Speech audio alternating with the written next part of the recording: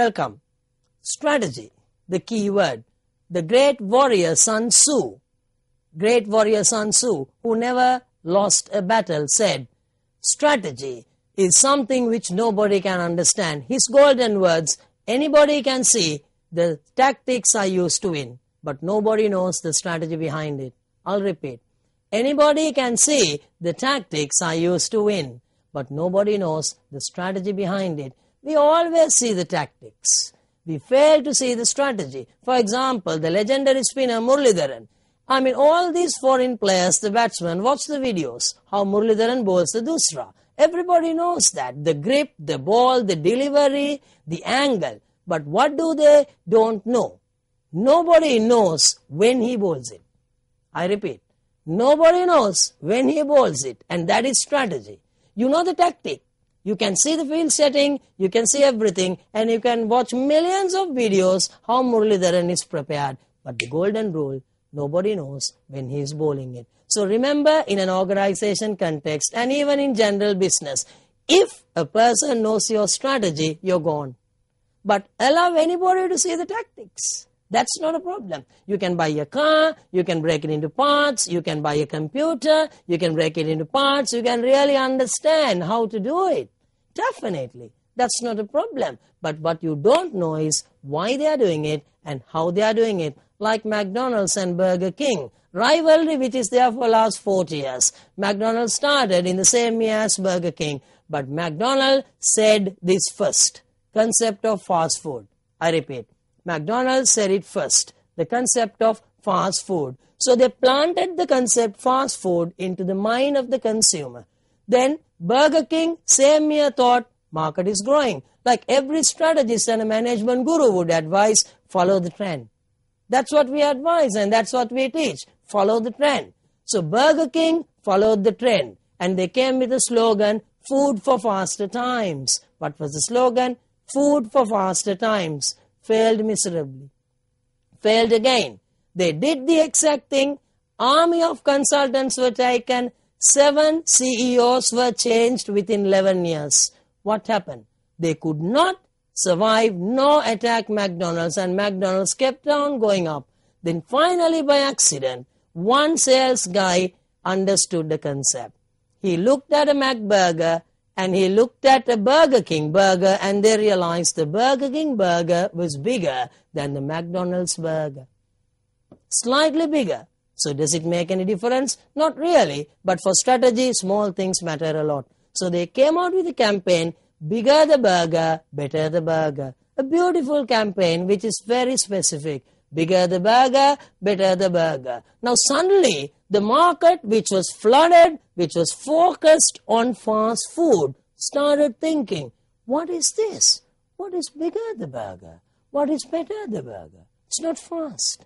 It's not fast. So Burger King started shifting from the tactics of McDonald's and shifted to their own strategy. And then they followed with another campaign, it takes 2 hands. Remarkable. One of the best marketing campaigns you'd ever see. It takes 2 hands. Again, it reminded of the customer of something new. Hey, hang on for a second. What is this? Is it fast? No, it's not fast. It's larger, it's better, it's bigger, and you can't hold it from one hand. Brilliant. That year itself, they had 25% more sales than McDonald's. So what that story tells us, you cannot really follow the strategy of anybody. You don't know that. What we know, of course, is the tactic. What we know is the tactic. The great rivalry between Toyota and Nissan ended when Carlos Ghosn became the CEO of Nissan. What did Nissan do all these years? They followed Toyota. Toyota comes with a model, Nissan comes with a model. Toyota comes with a model, Nissan comes with a model. Carlos Ghosn, who was from Renault, saw some opportunity. They thought, hang on for a second, let's change. They came out with a series of new models from Skyline to all sorts of new Infinity type models, shifting the market, developing their own strategy. You see, you can never look at anybody's strategy. You can only look at tactic. And looking at tactic, you cannot win because nobody knows the strategy behind it. So that's the whole story of strategy for a beginning. Strategy is a wonderful concept. The greatest boxer ever, Muhammad Ali, always said what he's going to do in the match. He always said, I'm faster, my legs are quicker, I'm young, I will knock you down. He gave his strategy. Majority thought he gave the strategy. He never gave the strategy.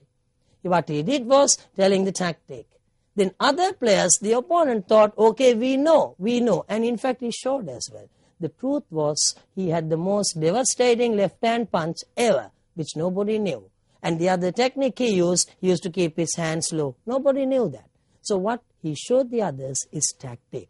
So remember in the exam, when you read a scenario, you need to really understand what the strategy is, what the tactic is. And remember, we cannot do and follow somebody else's strategy. Even if you follow somebody else's strategy, the market will say, it looks like. Everybody follows Apple iPod. Everybody does it. Everybody follows iPad. People can say Galaxy Tab, people can say stories, but everybody will say, that's an apple. It looks like an apple, and that's the story. So that's a fundamental of strategy, a wonderful topic. It's a broader view, but still you need to understand in the exam. Please don't write, this is the strategy. There's nothing like that. What you can write is, this looks like this strategy, but this can happen as well. So let's look at how strategy is practiced. In reality, there are two main methods of practicing strategy. One is the formal approach, other is the other approaches. So anything other than formal is other approaches. The formal approach is called rational planning model. I repeat, the formal approach is called rational planning model. Rational meaning you do everything with a reason. You have a mission, you take a decision purely based on that. So every activity you undertake is with a clear reason. Like you're going to the exam on November 22nd. You do everything with a reason. You make sure you have all the gear, your books, your notes, calculators. You're ready. You have a clear plan. And that is called rational planning model. So this is a wonderful model. It is coming from the top. Everybody knows it. And there's a legal application on it because people realize entire organization is going for it. For example, Airbus A380, a double-decker plane which mesmerized everybody, including Boeing, in 2000. They targeted 20 years of air travel. Could you believe it? Strategic planning. The plan for 20 years. Double-decker. So initially they struggled. Late delivery, problems with cost, complaints of the buyers, legal cases, changing the production systems, everything. But finally they knew. Initial years are just a sacrifice. Like building any great empire, you need to sacrifice. So they are targeting 2020. And now, when the first Airbus A380 was launched through Singapore Airlines, there was a huge queue of people to travel in that. Remarkable. And that is what you mean by rational planning model. You look at every plan and you plan step by step. And there's a reason for everything. There are a lot of benefits in this model. The examiner will test what are the benefits of this. The main benefit is you know exactly what you want to do. Now, as a student, you can have a plan. You're doing cima, management level or strategic level now. Then you can do top cima probably next year, 2012. You're qualified. Then you can start working. Then you work very well. You contribute. You sacrifice. You build your brand. Then maybe when you reach about 5 years of experience, if required, you can do an MBA. And then you can look at your plan of growth when you're going to become a CEO. Maybe 2025, you'll be a CEO. Then you can decide your end and the retirement and how far you're going to go. Maybe 2022, you might start your own business. You never know. We never know. That's why there should be a plan. So having a plan is always better than not having one. So you need to dream. And that's the whole story. That's the whole story. Like Walt Disney, who had a dream always. Failed miserably in life, Walt Disney, but had a dream. Someday I'm going to make it. Once bankrupt, no money even for food. Then he saw a mouse. He lived in a poor house, not even a ceiling. He saw a mouse. He did a sketch of the mouse and it looked funny. And that's the beginning of the Mickey Mouse, the world's most recognized character. He had a dream from a young age to build a larger animation excitement studio. And that's a rational plan. You go from today to the future date with a clear plan. Then each year, each month, or even each week, you can evaluate where you are. And that is the whole story of a rational planning model. Everything you do is with a reason. Coming for class, going to work. If you're working in an organization, there should be a valid reason. You should not be working just for the sake of a job. Then it's just another day at office. No, you should have a plan. Okay, I'm not getting paid like this now. I'm a young person. I'll work here for experience. I'll take my next move once I'm qualified. Then still I'm okay. I'll go for the MBA. When I'm reaching age of, let's say, X something, depending on the age, you decide I'm going to earn this amount. And that is the rational planning model. The examiner will ask for limitations as well. Like any plan, the main limitation is it's a little bit rigid actually. See, you are overemphasizing on a plan, then you might forget and you might miss the short-term things. Like Airbus A380, they almost got bankrupt with lack of funds. But luckily, the investors from Richard Branson, Virgin Atlantic Airline to Singapore Airline kept faith. Otherwise, they would have been lost. But still, having a plan gives you limitations. You're not flexible. You ignore the market conditions. You're slow and you try to relate everything to the plan you have. So that is the problem with having any plan. And sometimes when you plan too much, you can feel stressed because the things might not happen the way you like. That's why the Australian bowlers sometimes are great. Not because they're talented. They keep on trying, bowling at the batsman over and over and over again, waiting for the result. And that is how you plan. So finally, if they ask to reconcile, normally this time they will ask anyway in the exam, you need to strike a balance between the rational planning model. Of course, you have to say it's a wonderful model. It is required.